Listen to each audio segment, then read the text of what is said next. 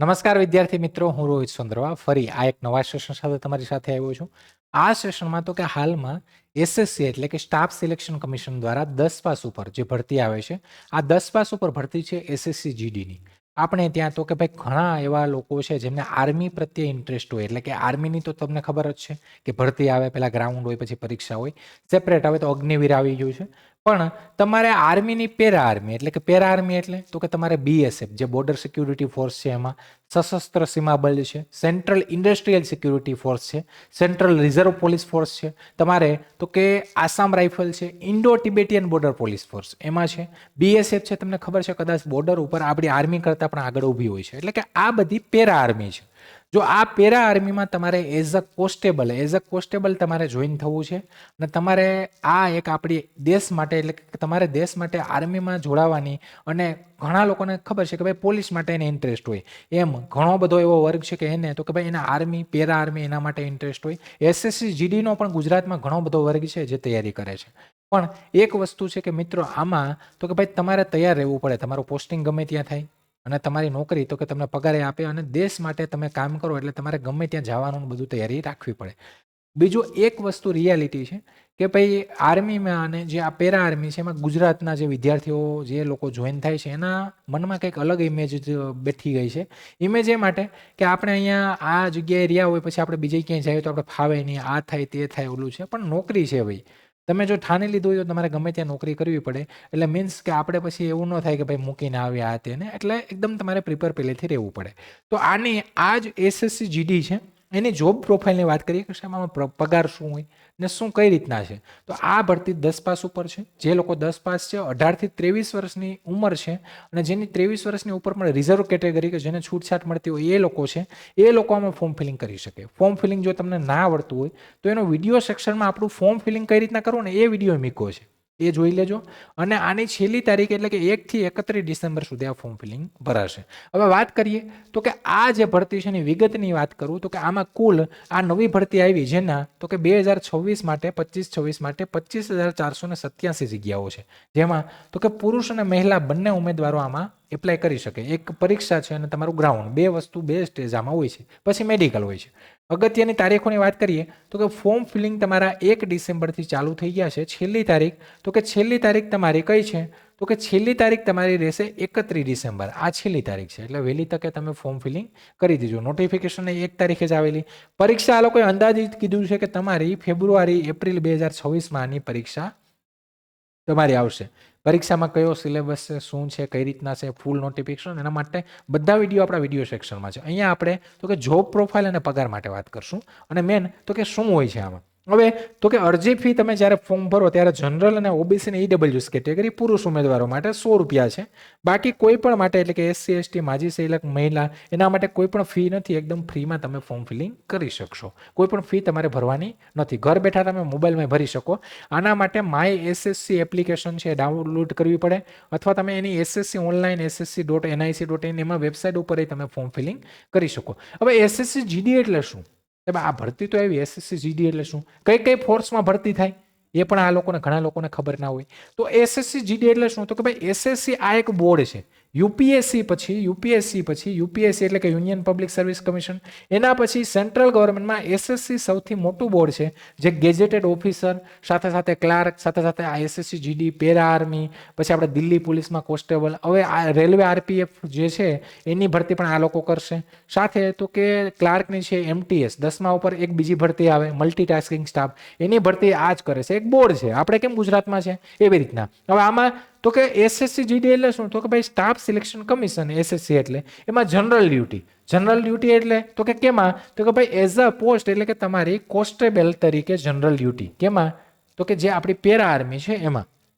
પગાર સ્તર તો કે પે લેવલ તમારું 3 લાગે. આમાં આગળ વાત કરીએ તો કે આમાં કઈ ફોર્સ એટલે કે ક્યાં પેરામિલિટરી કઈ છે, પેરા આર્મી કઈ છે? તો અહીંયા તમારી ભરતી થતી ફોર્સ જે આર્મી પહેલા મિલિટરીની વાત કરીએ એમાં છે બીએસએફ, બોર્ડર સિક્યુરિટી ફોર્સ, જે આર્મી પહેલા કદાચ સરહદ પર ઊભી હોય છે, border security force. CISF central industrial security force, જે મોટી આપણી ઇન્ડસ્ટ્રીઓ છે સેન્ટ્રલ ગવર્મેન્ટની, ત્યાં શસ્ત્ર ભંડાર છે, ત્યાં એ એરપોર્ટ છે, એમાં આ હોય છે. CRPF તો સેન્ટ્રલ રિઝર્વ પોલીસ ફોર્સ, આ કોને તો આ નક્સલવાદ સામે લડે છે. જે નક્સલવાદ છે એ સ્ટેટમાં આની CRPF જોવા મળે છે. SSB સશસ્ત્ર સીમા બલ, સાથે ITBP Indo Tibetan border police force, જ્યાં ઇન્ડો ટિબેટની બોર્ડર છે ત્યાં જે ફોર્સ છે. આસામ રાઇફલ તો આસામ રાઇફલ આસામમાં છે. SSF આ સચિવાલય સુરક્ષા દળ, આની જગ્યાઓ ઓછી હોય પણ આ પણ સારી પોસ્ટ છે. તમે જ્યારે ફોર્મ ફિલિંગ કરો ત્યારે આને તો કે તમારે એક ક્રમ પ્રમાણે ગોઠવવાના આવે. હવે તમે CISF કરો તો પોસિબલ છે તમને ગુજરાતમાં જોબ મળે. તમને આમાંથી કોઈ BSFમાં તો ગુજરાતમાં ના મળે, હાલો, પણ પોસિબલ છે કે ગુજરાતમાં તમને CISFમાં કે મળી શકે. આગળ વાત કરીએ સ્લાઇડ 3માં કે જે SSC GD કોન્સ્ટેબલનો પગાર કેટલો. પગારની વાત કરીએ તો કે આનું જે બેઝિક પે છે એ 21,700 તમારું સ્ટાર્ટિંગ થાય, છેલ્લે 69,100 સુધી તમે જઈ શકો. પે લેવલ તમારું 3 આવે, એટલે એનો મતલબ ગ્રોસ સેલેરી સાહેબ કેટલી મળશે એ કહું ને તો 21,700માં તમારા એલાઉન્સ બધું, તમે સિટીમાં ક્યાં તમારું પોસ્ટિંગ છે બધું, TADA પછી HRA એ બધું તમે કાઉન્ટ કરતા તમારી અરાઉન્ડ 35,000 થી 40,000 પ્લસ સેલેરી તમારી સ્ટાર્ટિંગની થાય, જે તમને કેસીને એટલે ગ્રોસ એટલે કે ટોટલ સેલેરી મળે. એમાં કપાત થતા એટલે કે તમારું PF છે કપાય, તમારું ટેક્સ લાગતો હોય તો ટેક્સ તો જો કે ન આવે, તો એવું પ્રોફેશનલ ટેક્સ છે એ 200 રૂપિયા કપાય, એવું કપાતા તમને બાકીના રૂપિયા મળે. PFના 10% હોય એટલે કે 3500 હોય એટલે કે 4-5,000 જેવું બીજું કપાય. હવે મુખ્ય ભથ્થા તો કે એલાઉન્સમાં તમને શું મળે તો કે મોંઘવારી ભથ્થું છે DA એ આમાં એડ થાય, આમાં એ એડ થતાં આ ટોટલ થાય. સાથે બીજું ઘર ભાડા ભથ્થું HRA તો એ પણ આમાં તમારે એડ થાય 21,700માં પોસ્ટિંગના શહેર મુજબ.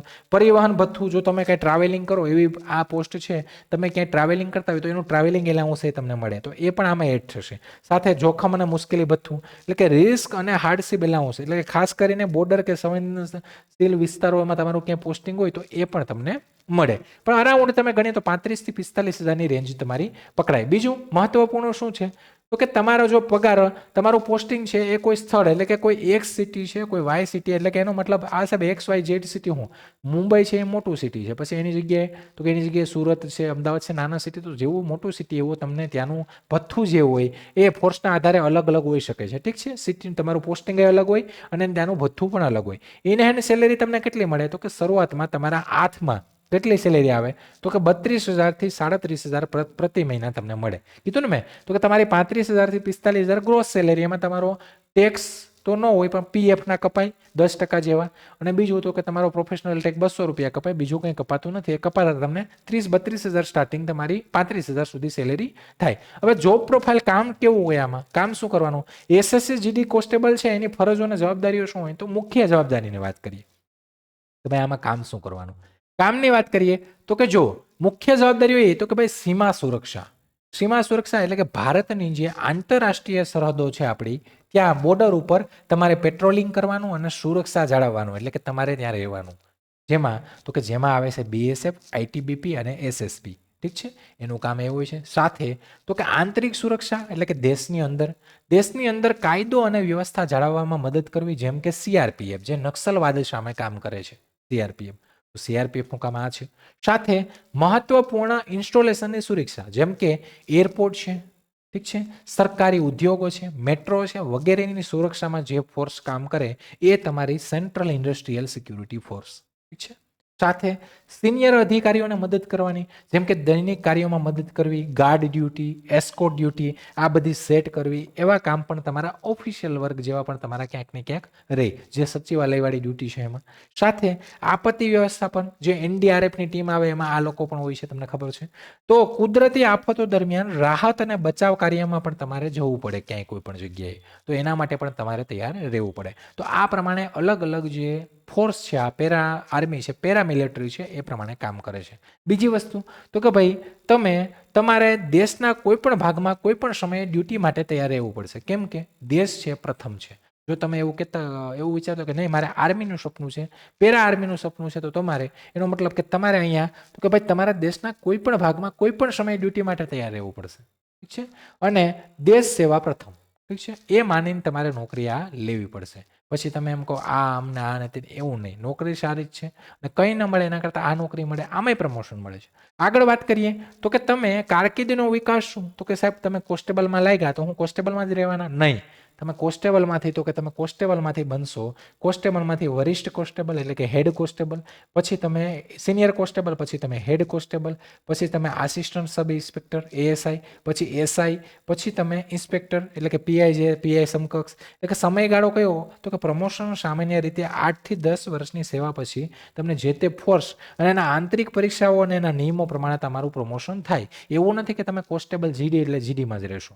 તમે એને ફોર્સમાં ટકી રહો તો એ જે પણ ફોર્સ છે એના અંદરના નિયમો, એની પરીક્ષાઓ, આંતરિક પરીક્ષાઓ ને એ પ્રમાણે સિનિયોરિટી પરીક્ષા એની બેઝ પર તમારું પ્રમોશન થાય, એટલે કે તમે આગળ જઈ શકો. ને બીજું તો કે ભાઈ પ્રમોશન થાય તમને પગાર, ઊંચો પગાર અને સન્માન વધશે, એ તો ફાઇનલ જ છે. તમે એસએસસી જીડીમાં લાગ્યા, તમે માની લો કે આગળના સમય તમે એસઆઈ બની આવો તો તમારી નીચે પછી જીડી વાળા, એટલે તમારું સન્માન વધે અને પગાર તો વધવાનો જ છે, બે બેઝ તમારો વધશે. એટલે કે બેનિફિટ તો છે.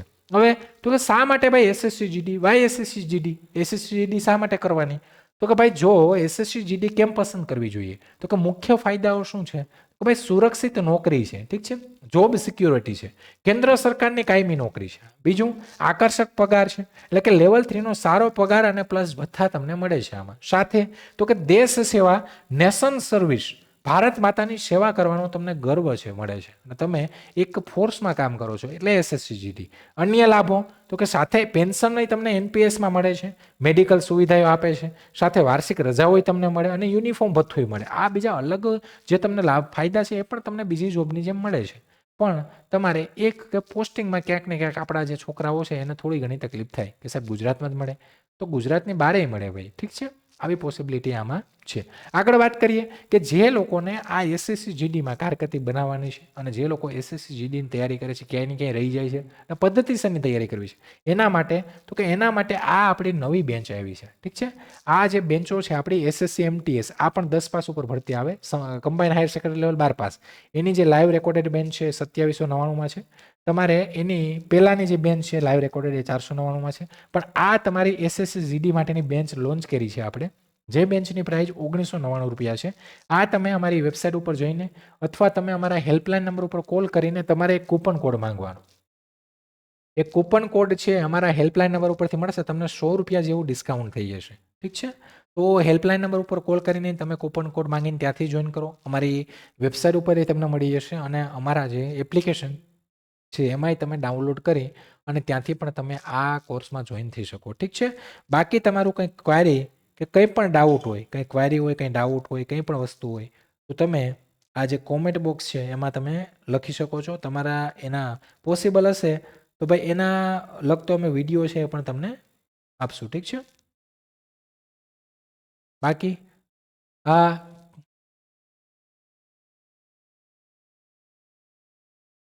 આપણો હેલ્પલાઇન નંબર છે, ઠીક છે, 9429077607. તો આ નંબર છે, એક બીજો હેલ્પલાઇન નંબર છે, જેમ તમે ગૂગલમાં સર્ચ કરશો લક્ષ્મી એકેડેમી રાજકોટ તો આવી જશે. તો આની ઉપર કોલ કરીને કૂપન કોડ માંગી લેજો, ઠીક છે, ડન. અને જે લોકો નવા છે આપણું ટેલિગ્રામ ચેનલ છે સબસ્ક્રાઇબ કરી લેજો. અહીંયા તમને નવી અપડેટ, નવી માહિતી, લેક્ચરની માહિતી, બધી માહિતી તમને મળતી રહેશે. અને આશા રાખું કે તમને સમજાઈ ગયું હશે અને આવા જ ફરી કોઈ નવા અગત્યના સેશન સાથે ફરી આવશું. ત્યાં સુધી રજા લઉં છું. જય હિન્દ, જય ભારત.